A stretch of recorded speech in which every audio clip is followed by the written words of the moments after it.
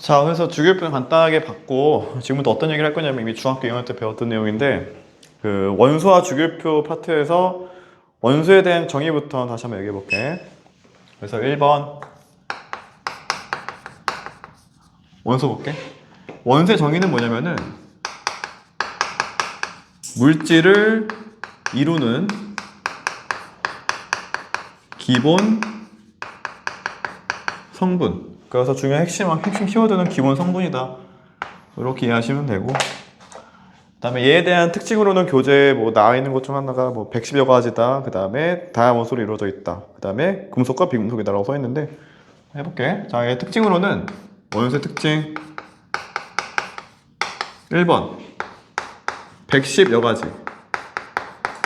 다양하게 있고, 그 다음에 당연하게도 원소에 따라 성질이 달라진다. 성질이 다르다. 이렇게 볼 수가 있고, 세 번째는 금속과 비금속으로 나누죠, 보통.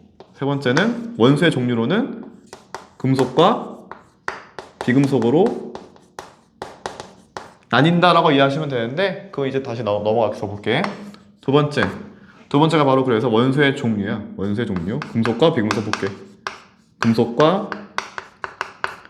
비금속에 대한 성질을 볼게요. 일단 표로 쓰기 제일 좋을 것 같아서 나도 표로 한번 써볼게. 먼저 금속 원소가 있고, 그 다음에 비금속 원소가 있어. 크게는 두 가지로 나뉘어. 이렇게 준금속은 어차피 금속과 비금속의 중간 성질이기 때문에 별도로 이렇게 쓰진 않아. 1번 일단 금속들은 대부분 실온에서 고체야. 대부분 실온에서 고체를 띠고 있다. 비금속은 대체로 실온에서 고체 혹은 기체야. 고체 아니면은 기체, 이 상태를 가지고 있고, 그 다음에 특징으로는 금속의 특징은 우리 알겠지만은 여기서 이제 이런 게 금속이에요. 이런 게 금속이지? 이 물질이 금속이라고 보시면 되고, 특징으로는 광택이 있어. 기본적으로 광택. 그래서 얘는 특징 1번, 특징 2번으로는 이제 광택이 있다. 광택이 존재하는데 비금속은 광택이 없어. 예를 들어 비금속 누가 있냐? 이런 게 다 예를 들면은 이런 건 비금속이야. 플라스틱 뭐 이런 거. 얘 비금속이야. 이 종이. 이것도 비금속이야. 이것도 비금속이고, 이거 고무, 이거 비금속이야. 대체로 광택이 없어. 이거 광택 없다. 좀 서로 대조해서 암기하시면 되고, 그 다음에 또 금속의 특징이 뭐가 있냐면은 금속의 특징으로는 열, 전기, 전도를 잘해. 전도가 우수하다. 그러니까 전기 잘 통하고 열이 빠르게 전도가 돼. 알겠지만 후라이팬 금방 뜨거워지지? 그 후라이팬에 손잡이는 안 뜨거워지는데 후라이팬에 고기는 뜨거워지지. 뭔 말인지 알 거야? 그렇지? 그래서 금속 부분은 빠르게 열이 전달되는데, 반면에 손잡이 부분, 비금속 부분은 잘 안 된다. 그래서 비금속은 열, 그 다음에 전기 전도가 느리다. 잘 안 된다. 좀 차이점을 가지고 있고, 그 다음에 또 다른 특징으로는 금속 원소는 자, 전자를 잃고 양이온 되려는 성질을 가지고 있고요. 비금속 원소는 대체로는 전자를 얻어서 음이온 되려는 성질을 가지고 있어요. 음이온. 그래서 전자를 잃으면 양이온이, 원래 얻으면 음이온이잖아. 근데 원래 금속 원소들은 전자를 잃고 양이온 되려고 하고, 비금속 원소들은 전자를 얻어서 음이온 되려고 해요. 알겠지? 사실은 우리가 금속과 비금속을 나눈 그 근본적인 이유는 이 차이 때문에 그래. 그리고 얘 때문에 이런 성질이 나오는 거야. 어떻게 보면은. 알겠지? 그래서 어떻게 보면 되게 중요한 성질 중 하나다, 이게. 그래서 사실 앞에다가 쓸 말은 교재에다가 필기해줘. 화학 결합할 때.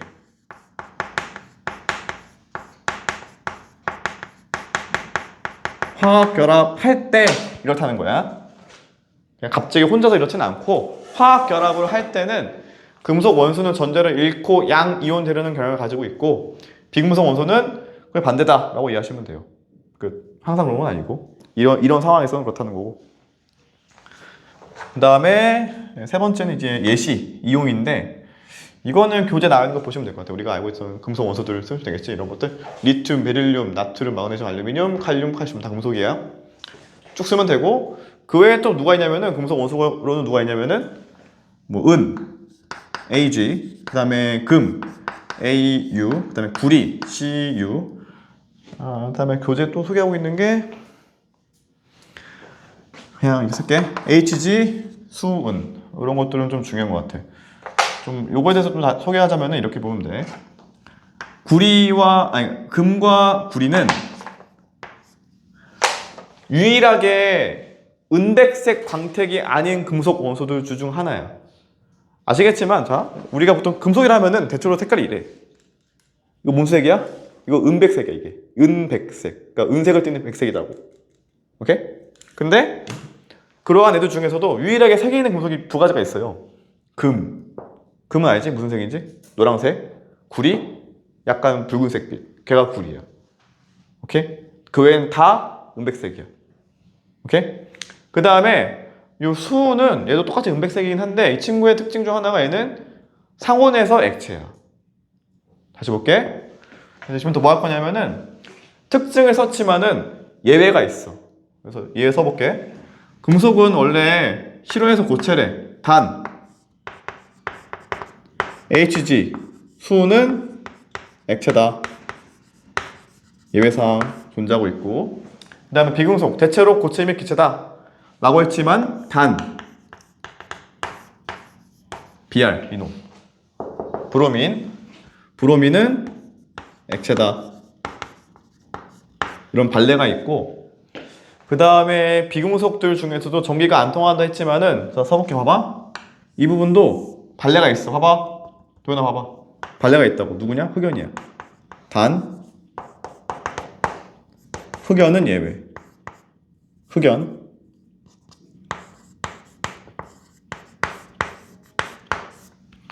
그 다음에 비금속 대부분은 전자를 얻어서 음이온 되려고 한다고 하지만은 단 또 예외가 있어. 이것도 두 가지가 있어. 두 가지. 단 수소 이놈은 양이온. 수소는 전자를 잃어서 양이온 될 수 있다. 그 다음에 여기 18쪽에 해당하는 헬륨, 네온, 아이온 이 친구들은 단 또 18쪽은 전자를 잃거나 얻지 않아. 그러니까 이 18쪽인 친구들은 양이온도 안 되고 음이온도 안 돼. 다 정리해볼게.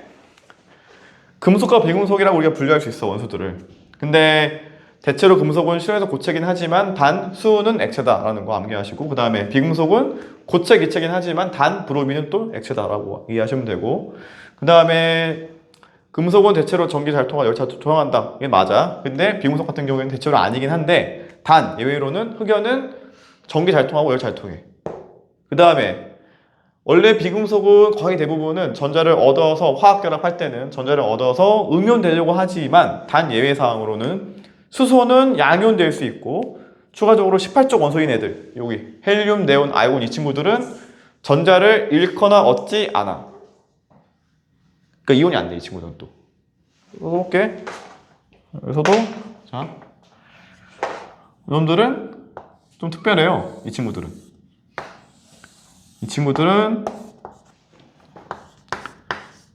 이온이 되지 않는다. 전자를 잃거나 얻지 않는 친구들이야, 쟤네들은. 자, 그래서 여기까지가 이제 원소, 주기율표에 대한 설명이고, 이제 넘어갈게. 넘어가서 두 번째가 주기율표예요. 썼지만 이미 여기서 주기율표. 자, 정의는 뭐냐면은 기본적으로 우리가 얘를 나열한 거야, 이렇게. 나열한 거야, 나열. 차근차근. 그 순서는 뭐냐? 그 순서는 바로 이 순서예요. 봐봐. 여기 1번, 여기 2번, 3번, 4번, 5번, 6번, 7번, 8번, 9번, 10번, 11, 12, 13, 14, 15, 16, 17, 18, 19, 20번까지. 여기는 여기다가 더하기 18씩 하시면 돼요. 18씩 해주면은 35, 53. 이건 안 해도 돼요. 여하튼 이렇게 우리가 나열한 거야. 근데 이 숫자 의미가 뭐냐? 숫자의 의미가. 이 숫자가 뭐냐면은 양성자 수이기도 하면서 얘는 원자 번호 수이기도 해. 원자 번호. 써볼게. 그래서 주기표는 뭐냐? 우리가 자 교재에 써 있는 거대로 원소들을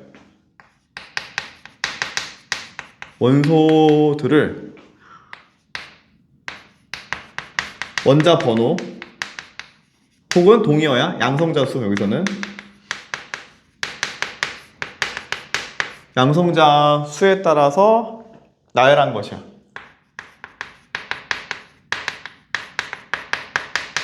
나열한 것인 것이고 나열할 때도 봐봐 보시면은 수소, 헬륨 가다가 다시 아래쪽으로 내려와서 리튬 체크하지. 그치? 굳이 리튬을 여기다가 안 붙이고 왜 굳이 내려갔냐라고 물어본다면은 그 이유가 뭐냐면은 써볼게. 같은 세로줄은 화학적 성질이 유사해. 그러니까 우리가 암기할 때 뭔가 화학자들이 이거를 정리할 때 어떻게 정리한 거냐면은 가볼게. 같은 세로줄은 성질이 비슷한 원소가 오도록 내린 거야. 이렇게 한번. 됐어? 다시 이게 무슨 얘기야? 1족인 친구들은 뭐하다? 성질이 비슷하다. 지들끼리.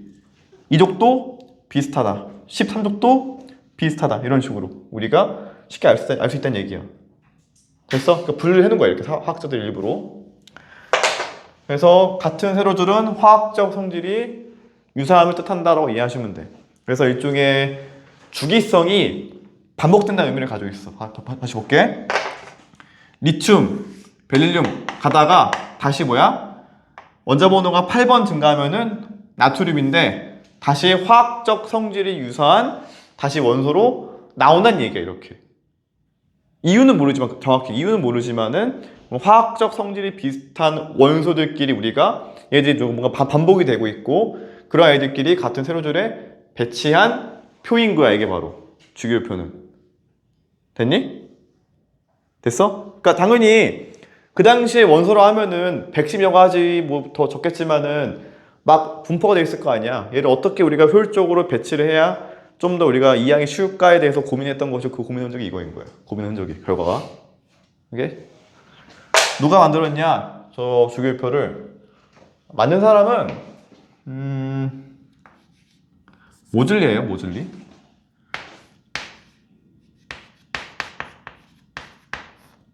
모즐리라는 과학자가 고안해서 이제 만들었어요. 이렇게. 자, 그러면 이런 주기율표에는 뭐가 있냐? 어떻게 구성이 되어 있냐면은 아까 이미 얘기했어. 세로줄인 족, 가로줄인 주기야. 도현아, 다시. 주기율표에는 세로줄인 족, 그 다음에 가로줄인 주기가 있어. 오케이? 그래서 족은 뭔데? 족은 세로줄이고 주기는 가로줄이야. 어떻게 구성이 되어 있냐? 족은 1부터 18까지, 주기는 1부터 7까지 있어. 이렇게 있다. 알겠지? 특히나 중요한 거는 같은 족이면 뭐하다? 화학적 성질이 비슷하다가 되게 중요해. 같은 족의 안에 있으면 같은 세로줄이면은 화학적 성질이 유사하다. 써볼게. 이거 중요해. 이렇게 배치한 거야. 일부러. 그래서 교재 보시면은 65페이지에 진짜 주기율표가 나와 있고 저 주기율표는 여기에 내가 지금 그리지 않은 3부터 12족까지의 그림까지 포함되어 있어.